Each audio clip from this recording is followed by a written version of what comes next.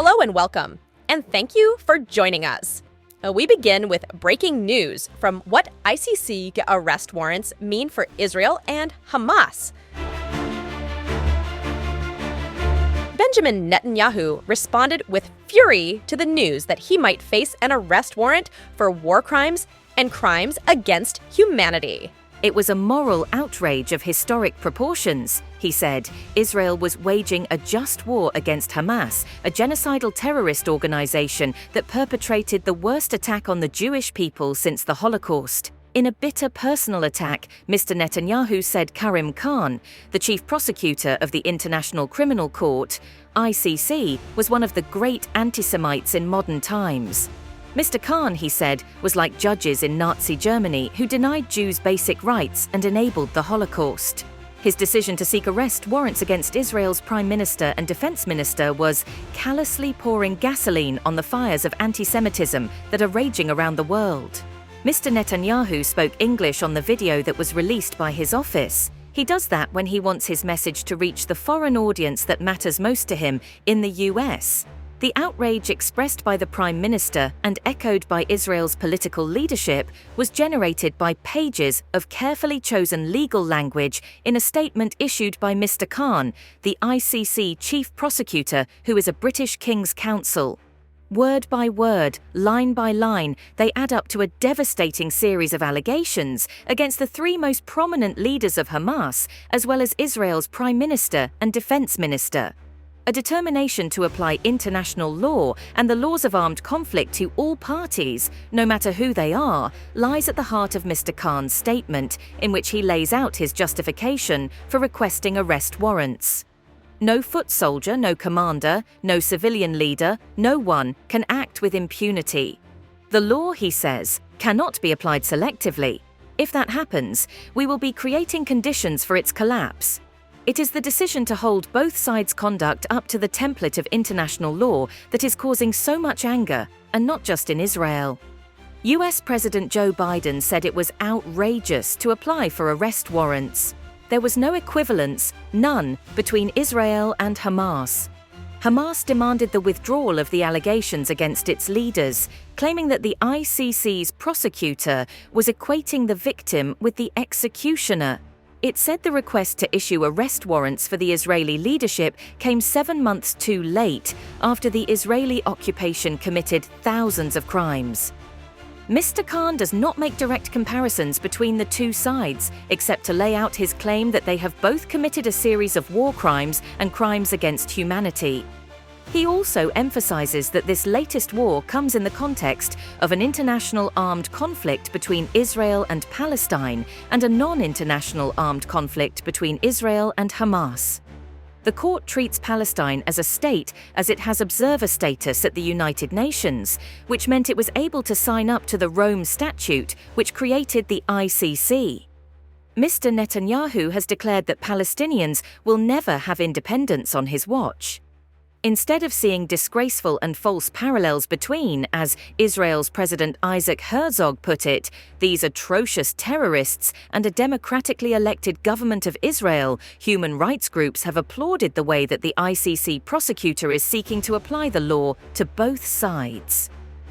BT Selm, a leading Israeli human rights organization, said the warrants marked Israel's rapid decline into a moral abyss. The international community is signaling to Israel that it can no longer maintain its policy of violence, killing and destruction without accountability, it added. Human rights campaigners have complained for many years that powerful Western countries, led by the US, turn a blind eye to Israeli violations of international law, even as they condemn and sanction other states who are not in their camp. The actions being taken by Mr. Khan and his team are, they believe, long overdue.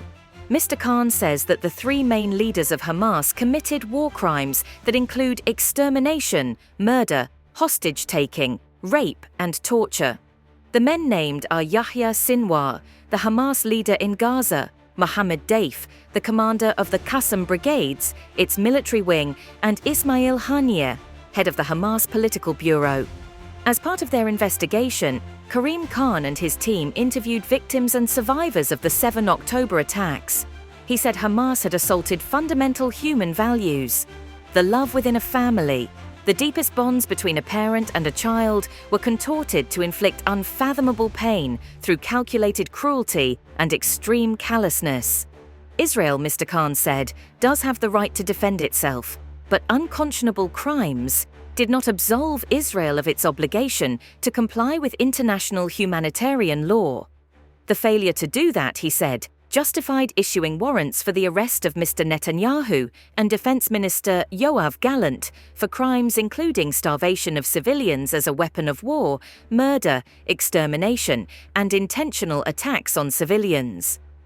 From the start of Israel's response to the Hamas attacks of 7th October, President Biden has issued a series of rebukes to Israel, expressing concern that it was killing too many Palestinian civilians and destroying too much civilian infrastructure in Gaza, but in a careful balancing act with a close ally which he has always supported. Mr. Biden and his administration have not spelt out in public about what they mean. Mr. Khan makes his interpretation crystal clear. Israel, he says, has chosen criminal means to achieve its war aims in Gaza, namely intentionally causing death, starvation, great suffering, and serious injury to civilians. A panel of judges at the ICC now will consider whether to issue the arrest warrants. States signed up to the ICC's Rome Statute would then be obliged to detain the men if they had the chance. The 124 signatories do not include Russia, China, and the US. Israel has not signed either, but the ICC has ruled that it does have legal authority to prosecute criminal acts in the war because the Palestinians are signatories. If the arrest warrants are issued, it would mean that Mr. Netanyahu, Israel's longest-serving prime minister, would not be able to visit close Western allies without risking arrest. UK Prime Minister Rishi Sunak said the ICC's actions were not helpful to reaching a pause in the fighting, getting hostages out, or humanitarian aid in. But if the warrants are issued, Britain would have to make the arrests, unless it could argue successfully that Mr. Netanyahu had diplomatic immunity. An all-important exception for Mr. Netanyahu and Mr. Gallant is the US. The White House believes the ICC does not have jurisdiction in the conflict, a position that might widen the split inside Joe Biden's Democratic Party over the war. Progressives have already welcomed the ICC's action. Staunch allies of Israel among the Democrats might support Republican moves to pass a law to sanction ICC officials or ban them from the US. As rumors of impending indictments churned through Europe, America, and the Middle East, weeks ago, a group of Republican senators issued the kind of threat to Mr. Khan and his staff that they might have heard in a mafia movie. Target Israel and we will target you. You have been warned. Yoav Gallant would also be unable to travel freely. The words he used when announcing that Israel would besiege Gaza has been frequently quoted by critics of Israel's conduct. 2 days after the Hamas attacks on 7 October, Mr. Gallant said, "I have ordered a complete siege on the Gaza Strip. There will be no electricity, no food, no fuel. Everything is closed. We are fighting human animals and we are acting accordingly." Mr. Khan writes in his statement that Israel has intentionally and systematically deprived the civilian population in all parts of Gaza of objects indispensable to human survival. Famine, he says, is present in parts of Gaza and imminent in others. Israel denies there is a famine, claiming that food shortages are caused not by their siege, but by Hamas thefts and UN incompetence. If an arrest warrant is granted for Ismail Haniyeh, the head of the Hamas political branch, he will have to think harder about his regular trips to meet senior Arab leaders. He is likely to spend much more time at his base in Qatar, which, like Israel, did not sign the Rome Statute that set up the ICC. The other two accused Hamas leaders, Yahya Sinwar and Mohammed Daif, are believed to be hiding somewhere inside Gaza. An arrest warrant does not add much to the pressures on them. Israel has been trying to kill them for the last 7 months. The warrant would also put Mr. Netanyahu in a category of accused leaders that also includes Russian President Vladimir Putin and late Colonel Muammar Gaddafi of Libya. Mr. Putin faces an arrest warrant for the unlawful deportation and transfer of children from Ukraine to Russia.